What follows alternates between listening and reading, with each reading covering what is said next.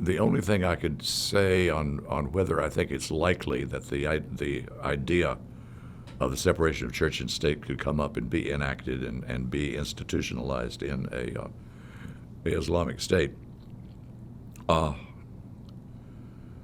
The only examples that I know of are Muslims who live here and who have, to some extent, been acculturated in this culture.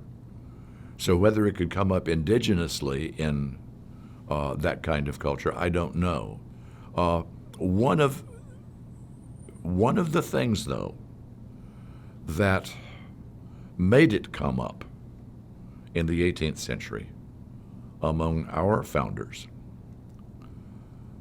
was the fact that they came out of a European culture which was religiously repressive and in which rival sides were locked in mortal combat, killing each other willfully and gleefully.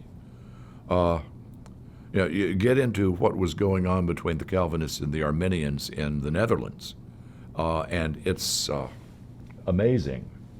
And it's right up there with what's going on in Baghdad today or in Syria. So my point is that the founders saw it as an absolute necessity if they were going to not be locked in this kind of struggle forever, to establish that as a ground rock principle. And a lot of people didn't like it. Now, my particular family was on the side that was very much committed to the separation of church and state. There used to be an organization years ago called Protestants and Other Americans United for the Separation of Church and State. Talk about a clumsy title. They now just call themselves Americans United, which is probably better. But Baptists traditionally, and that's what I was raised, Baptists traditionally were very, very big on that. Well, why? Because back in the mother colony here in Virginia, they were accustomed to being put in the slammer for not practicing the Anglican practices. And I'll tell you, when I kicked over the traces and became an Episcopalian and left the Baptist denomination about 40 years ago now, my father said, your ancestors are going to just either be angry or they're going to laugh so hard they drop their harps. He said, because the people you're joining are the people who put them in jail. My point, there was conflict here. There were people who did not want to disestablish.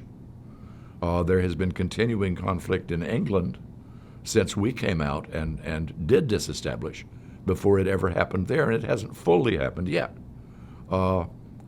So what are the chances of that happening spontaneously or indigenously in Singapore? Unlikely. But on the other hand, I would think that if, say, the people of Iraq finally got fed up with the internecine rivalry and conflict and killing, etc., then they might come to the point of deciding, this might be a good idea, and try to move on with it. I don't know.